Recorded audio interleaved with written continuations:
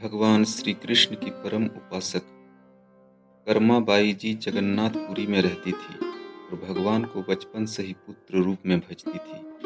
ठाकुर जी के बाल रूप से वह रोज ऐसे बातें करती जैसे ठाकुर जी उनके पुत्र हों और उनके घर में ही वास करते हों। एक दिन कर्माबाई की इच्छा हुई कि ठाकुर जी को फल मेवे की जगह अपने हाथ से कुछ बनाकर खिलाऊं। उन्होंने जगन्नाथ प्रभु को अपनी इच्छा बतलाई। भगवान तो भक्तों के लिए सर्वथा प्रस्तुत हैं।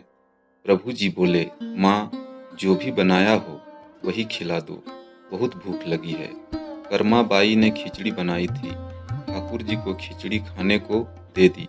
प्रभु बड़े चाव से खिचड़ी खाने लगे और कर्माबाई ये सोचकर भगवान को पंखा झलने लगी कि कहीं गर्म खिचड़ी से मेरे ठाकुर जी का मुंह न जल जाए।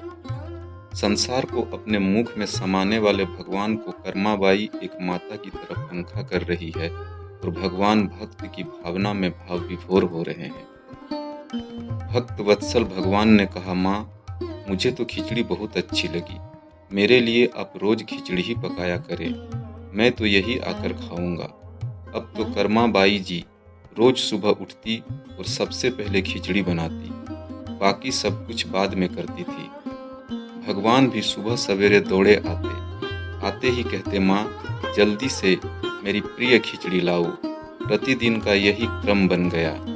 भगवान सुबह सुबह आते, भोग लगाते और फिर चले जाते। एक बार एक महात्मा कर्माबाई के पास आया।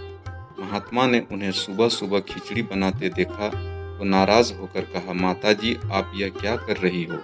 सबसे पहले नहा धोकर पूजा पाठ करनी चाहिए, लेकिन आपको तो पेट की चिंता सताने लगती है। कर्माबाई बोली, क्या करूं?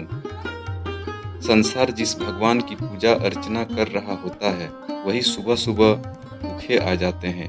उनके लिए ही तो सब काम छोड़कर पहले खिचड़ी बनाती हूँ। महात्मा ने सोचा कि शायद कर्माबाई की बुद्धि फिर गई है। यह तो ऐसे बोल रही है जैसे भगवान इसकी बनाई खिचड़ी के ही भूखे हैं। महात्मा कर्माबाई को समझाने लगे, माता जी, तुम भगवान को अशुद्ध कर रही हो। सुबह स्नान के बाद पहले रसोई की सफाई करो, फिर भगवान के लिए भोग बनाओ। अगले दिन कर्माबाई ने ऐसा ही किया। जैसे ही सुबह हुई, भगवान आए और बोले, माँ, मैं आ गया हूँ, खिचड़ी लाओ। कर्माबाई ने कहा, प्रभु, अभी मैं स्नान कर रही हूँ, थोड़ा रुको।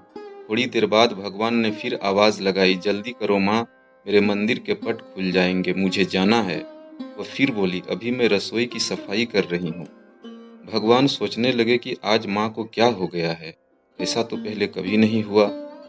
फिर जब कर्माबाई ने खिचड़ी परोसी तो भगवान ने झटपट करके जल्दी जल्दी खिचड़ी खाई, परंतु आज खिचड़ी भी रोज वाले भाव का स्वाद भगवान को नहीं लगा था।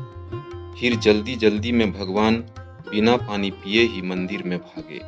भगवान ने बाहर महात्मा को देखा तो समझ गए, अच्छा, तो यह बात है, मेरी माँ को यह पट्टी इसी ने पढ़ाई है। अब यहाँ ठाकुर जी के मंदिर के पुजारी ने जैसे ही मंदिर के पट खोले तो देखा भगवान के मुख पर खिचड़ी लगी हुई है। पुजारी बोले, प्रभु जी, ये खिचड़ी आपके मुख पर कैसे लग गई है? भगवान ने कहा, पुजारी जी, मैं रोज मेरी कर्माबाई के घर पर खिचड़ी खाकर आता हूँ। आप माँ कर्माबाई जी के घर जाओ और जो महात्मा उनके यहाँ ठहरे हुए हैं उनको समझाओ उसने मेरी माँ को गलत पट्टी कैसे पढ़ाई।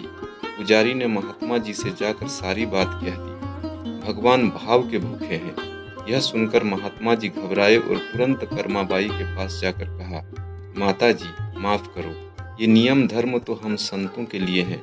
आप तो जैसे पहले खिचड़ी बनाती थी वैसे ही बनाओ, आपके भाव से ही ठाकुर जी खिचड़ी खाते रहेंगे। फिर एक दिन आया जब कर्माबाई के प्राण छूट गए। उस दिन पुजारी ने मंदिर के पट खोले तो देखा भगवान की आंखों में आंसू है और प्रभु रो रहे हैं। पुजारी ने रोने का कारण पूछा तो भगवान बोले, पुजारी जी, आज मेरी माँ कर्माबाई इस लोक को छोड़कर मेरे निज लोक को विदा हो गई है। अब मुझे कौन खिचड़ी बनाकर खिलाएगा? पुजारी ने कहा, प्रभु जी, आपको माँ की कमी महसूस नहीं होने देंगे। आज के बाद आपको सबसे पहले खिचड़ी का भोग ही लगेगा। इस तरह आज भी जगन्नाथ भगवान को खिचड़ी का भोग लगाया जाता है। भगवान और उनके भक्तों की ये अमर कथाएं अटूट आस्था और विश्वास का प्रतीक है। ये कथाएं प्रभु प्रेम के स्नेह को दर्शाने के लिए अस्तित्व में आई है। प्रभु सिर्फ सच्चे और पवित्र भाव के भूखे हैं। आप भी इन कथाओं के माध्यम से भक्ति के रस को चखते हुए आनंद के सरोवर में डुबकी लगाएं। ईश्वर की शक्ति के आगे तर्कशीलता भी नतमस्तक हो जाती है। प्रेम से बोलिए, जय जगन्नाथ जी।